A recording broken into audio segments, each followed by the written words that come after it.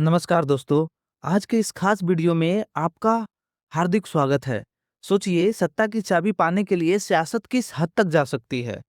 आज हम एक ऐसे 18 महीने के बेहद नाटकीय और अभूतपूर्व घटनाक्रम पर बात करने वाले हैं, जिसने भारत में गठबंधन की राजनीति के नियम हमेशा के लिए बदल कर रख दिए। ये कहानी है 1995 की उस दौर की, जब सत्ता सिर्फ एक साझेदारी नहीं थी, बल्कि एक बेहद खतरनाक सौदेबाजी बन चुकी थी।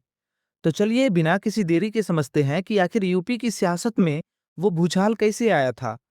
कहानी शुरू होती है अक्टूबर 1993 से। दिल्ली का मशहूर अशोका होटल, कमरा नंबर 324। बाहर गलियारे में आम हलचल थी, लेकिन अंदर राजनीति के दो बड़े धुरंधर मुलायम सिंह यादव और काशीराम एक बेहद सीक्रेट मीटिंग कर रहे थे। उसी बैठक में काशीराम ने एक बात बिल्कुल साफ कर दी थी, मुझे सीटों की भूख नहीं, मास्टर चाबी की तलाश है। और उनका ये बयान इस बात का सबूत था कि ये गठबंधन सिर्फ चुनाव जीतने का कोई आम फॉर्मूला नहीं था, बल्कि यहीं से एक बहुत ही अस्थिर और अभूतपूर्व गठबंधन की नींव रखी जा रही थी। तो चलिए सबसे पहले बात करते हैं मास्टर अलायंस, यानी उस मास्टर चाबी वाले गठबंधन की। 1995 के उस हिंसक क्लाइमेक्स तक पहुंचने से पहले हमें समाजवादी पार्टी और बसपा के इस गठबंधन की जड़ों को समझना होगा। इसका सीधा सा मकसद था उत्तर प्रदेश में उभरते हुए राजनीतिक विरोधियों को रोकना। और ये सब इतना तेजी से हुआ कि आप हैरान रह जाएंगे। अक्टूबर की उस सीक्रेट मीटिंग से लेकर, जिससे वैसे मायावती को जानबूझकर दूर रखा गया था ताकि कोई बात ना बिगड़े, दिसंबर में सरकार बनने तक का सफर रॉकेट की रफ्तार से हुआ। नतीजे आए तो गठबंधन बहुमत से थोड़ा दूर था, लेकिन कांग्रेस और जनता दल के सपोर्ट से लखनऊ में सरकार बन ही गई। लेकिन अगर हम इन दोनों नेताओं के मकसद को करीब से देखें तो पता चलता है कि ये गठबंधन पहले ही दिन से इतना नाजुक क्यों था। दोनों की मंजिलें बिल्कुल अलग थी। मुलायम शव यादव के लिए ये गठबंधन क्या था? राज्य की सत्ता तक पहुंचने की सिर्फ एक सीढ़ी। वहीं दूसरी तरफ काशीराम के लिए यूपी एक प्रयोगशाला, यानी एक लैब की तरह था, जहां वो राष्ट्रीय स्तर पर दलितों को सशक्त करना चाहते थे। दो बिल्कुल अलग सोच एक ही रास्ते पर। अब आते हैं इस कहानी के दूसरे हिस्से पे, सुपर सीएम का उदय। लखनऊ में सरकार बन गई, मुख्यमंत्री की कुर्सी पर मुलायम सिंह यादव विराजमान हो गए। लेकिन अखबारों की सुर्खियों में एक नया ही नाम गूंजने लगा था, सुपर सीएम। दरअसल काशीराम ने राज्य के मसलों से खुद को थोड़ा दूर कर लिया था और सारी कमान अपने सबसे भरोसेमंद शिष्या मायावती को सौंप दी थी। और हालात कुछ ऐसे बन गए कि लखनऊ के सचिवालय में एक भी सरकारी फाइल मायावती की नजरों से गुजरे बिना पास ही नहीं हो सकती थी।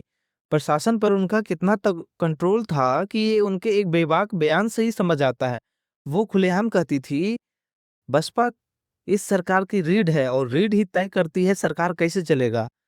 जब उनसे इस सुपर सीएम वाले टैग के बारे में पूछा जाता था तो वो साफ कहती थी, वो मुख्यमंत्री से सिर्फ चर्चा नहीं करती बल्कि उन्हें निर्देश भी देती है।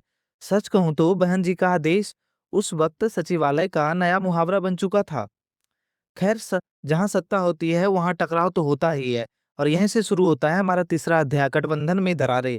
बाहर से देखने में सब कुछ बिल्कुल नॉर्मल लग रहा था, लेकिन अंदर ही अंदर एक वैचारिक और प्रशासनिक दरार सरकार को खोखला कर रही थी। अब जरा इन आंकड़ों पर गौर कीजिए। जिस सरकार को सामाजिक न्याय के लिए बनाया गया था, उसी के राज में दलितों पर अत्याचार के मामले देखिए।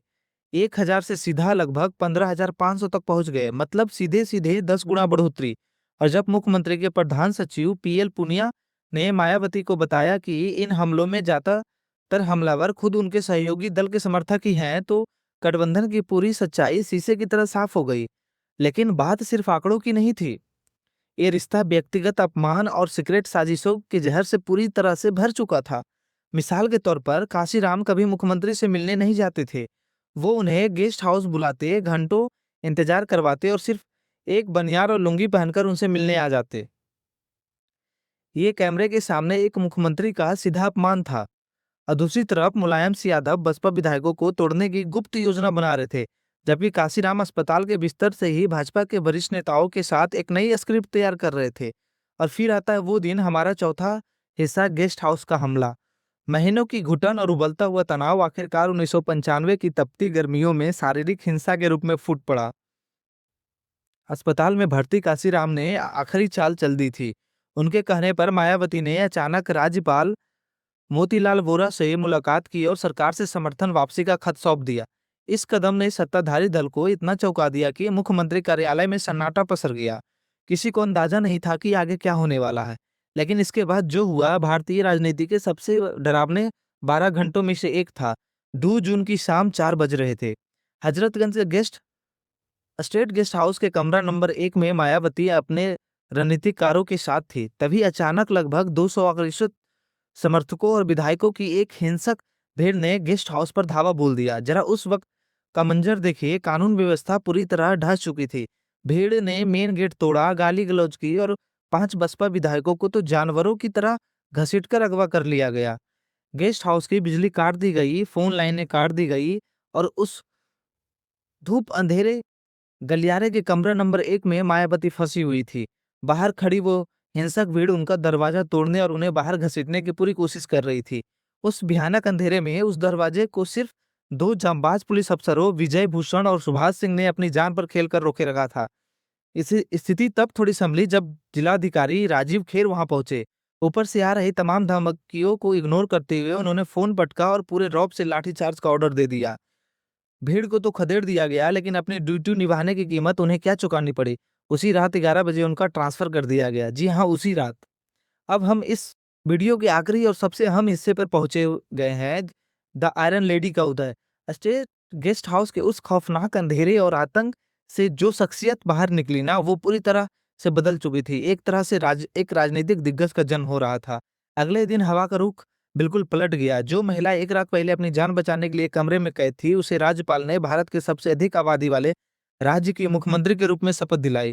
बिना किसी प्रशासनिक अनुभव उन्होंने देश के सबसे बड़े सूबे की कमान अपने हाथों में ले ली थी। लेकिन रुकिए, संवैधानिक संकट अभी खत्म नहीं हुआ था। सबकी नजरें टिकी थी 19 तारीख पर। ये वो दिन था जब विधानसभा में फ्लोर टेस्ट यानी शक्ति परीक्षण होना था और तनाव बिल्कुल अपने चरम पर था। सत्ता गवा चुके खेमे में अपना आखिरी ट्रम्प कार्ड खेला। विधानसभा स्पीकर धनीराम वर्मा ने राज्यपाल के फैसले को असंवैधानिक बताते हुए सदन को स्थगित करने का ऐलान कर दिया। लेकिन मायावती अब वो पुरानी वाली नेत्री नहीं रही थी। उन्होंने पूरी मजबूती से मोर्चा संभाला, इस बाधा को पार कर लिया और आखिरकार सफलतापूर्वक अपना बहुमत साबित कर लिया। तो आज का हमारे इस एक्सप्लेनर में आपको एक गहरे सवाल के साथ छोड़ा जाता है। राजनीतिक विश्वासघात और हिंसा कि यह किस तरह हमारे लोकतांत्रिक ढांचों को एक नया आकार दे सकती है। उस गेस्ट हाउस की खौफनाक रात ने साबित कर दिया कि जिस इंसान को सबसे कमजोर समझा जाता है, वही अपने दृढ़ निश्चय से इतिहास के पन्ने पलट सकता है। इस घटना ने भारत में गठबंधन की राजनीति का डीएनए हमेशा हमेशा के लिए बदल कर रख दिया गया। इस वीडियो से जुड़ने के लिए आप लोगों का बहुत बहुत धन्यवाद। और आपका क्या कहना है, इस बारे में आप क्या सोचते हैं, जरूर से अपने कमेंट में इस बात को शेयर करें। जय हिंद।